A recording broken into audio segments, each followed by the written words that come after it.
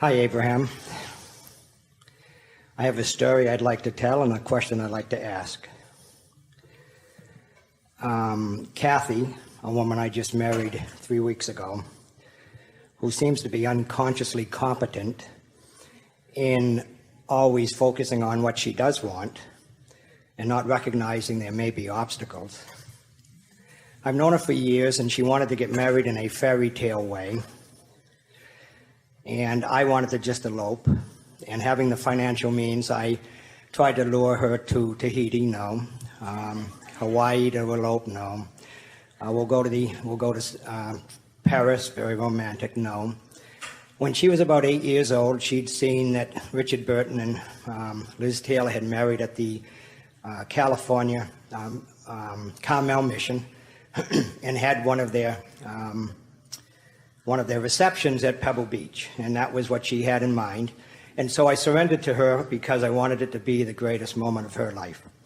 And so everything she wanted to happen seemed almost impossible, because it's very hard to get married at the Carmel Mission if you're not members, and we're not, and she managed to get that done. It's almost impossible to book the Pebble Beach Function Hall without 3 or 4 years in advance. She managed to find a space. Somebody dropped out in 6 months. The last thing she wanted was, from her movie star image of what she wanted, was somebody famous there.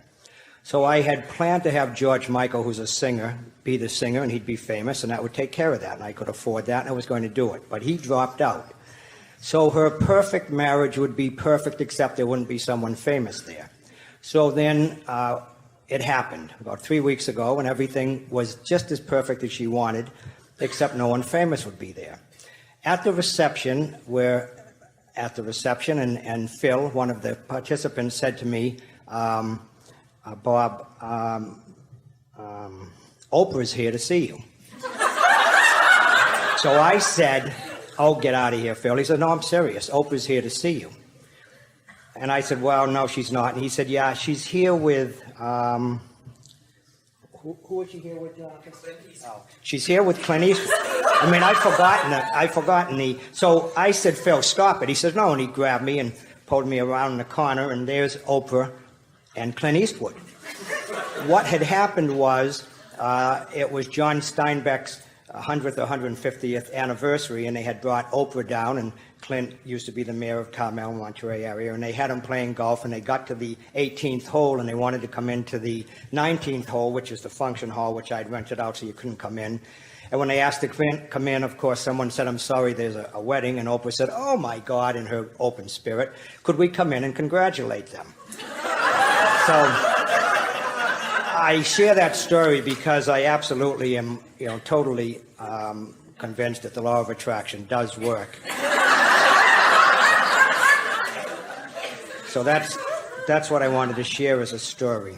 And there is more that we want to add to this, because we think that it is really worth pointing out that your dear mate was able to maintain her vibration of expectancy, even with someone up close to her like you saying, that is not possible, that is not possible, that is not possible. In other words, it really is a very powerful story that lets everyone understand that it does not matter what anybody else thinks. In other words, her creation is her creation, and everybody else is just playing along with it. But you get everything that you want, provided you are in alignment with it. And you've got to think about it. This one had set this into motion since she was 8 years old. In other words, the universe was very willing and able to comply point by point by point to anything that any of you are wanting. And it doesn't take that many years since you are 8 years old. It just takes having beat more of the drum of what you are wanting and less of the drum of your pessimism about it. In other words, when you want something, this is what determination is. This is what setting your own track is. This is what telling the universe.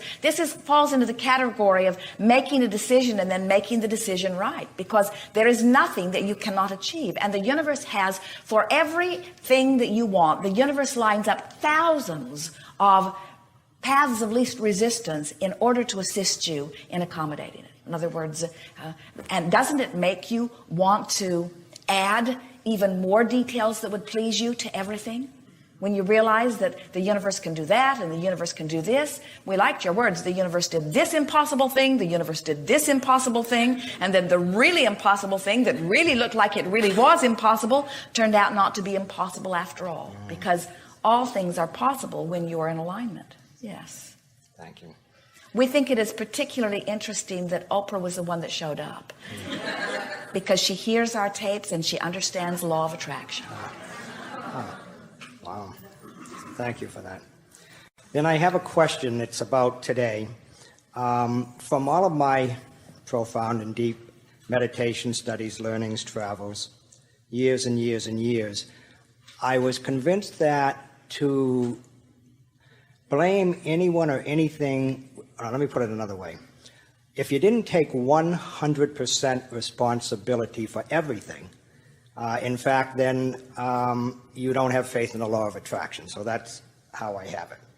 So today I heard you share with a couple of folks, or at least one folk, that you might not feel, and of course if I'm incorrect, please correct me, that you might not feel inadequate, blame a circumstance till you can feel more adequate, and then take on the responsibility.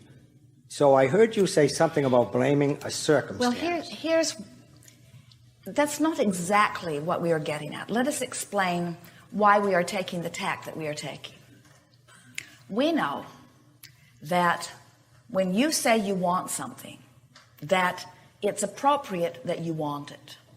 And we know that this universe in which you are powerfully and leading-edgedly focused has the ability to yield to you anything that you want.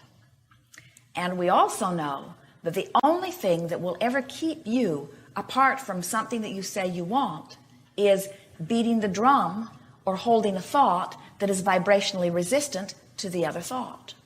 So what we are encouraging here is that you recognize that you've got some resistance by the negative emotion that you feel, and then you take whatever tact it requires to talk that resistance down.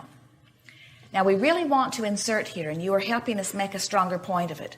We're not encouraging you to go from depression to anger and then stay stuck in the anger. What we've noticed is that so many people go from depression to anger because anger is a sort of natural self-surviving instinct that shows up in the middle of all of that. But then, instead of saying, I have deliberately chosen this angry thought, which gives them back their power and then makes it possible for them to choose a less angry thought and a less angry thought and eventually even a joyful thought, if they haven't deliberately taken the power by acknowledging that they have chosen the thought, then they go from depression to anger to depression to anger to depression to anger to depression and anger. And long after they're gone, people describe them as somebody who was always mad at somebody. And so we really want to make it clear that you have to know that feeling good is your goal, but you have to be happy to feel as good as you can feel and not beat up on yourself for not being able to feel the best you've ever felt. Okay. That's really our message. This constant, steady, deliberate, conscious is the word, conscious acknowledgement. Because when you consciously feel a little better, you can do anything with that. When you are unconsciously feeling better, then you're looking outside of yourself for all kinds of fixes that won't be consistent for you.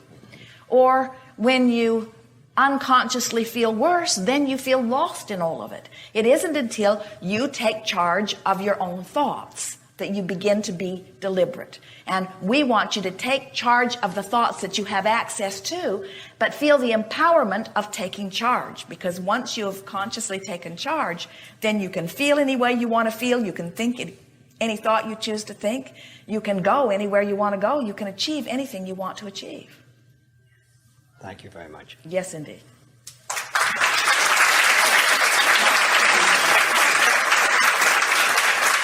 Second row.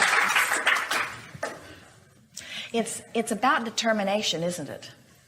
Can you feel the power in the word expect? I expect something. Can you feel how when you expect something that the two components that are necessary are in alignment? When I expect something, my desire's in place and my belief's in place. Can you feel the power in determination? In other words, can you feel the focusing mechanism in determination. I'm determined, which means I've decided and there's no leeway. Would you say that your fiance was determined? Determined. In other words, there was no leeway. Determined. Determined.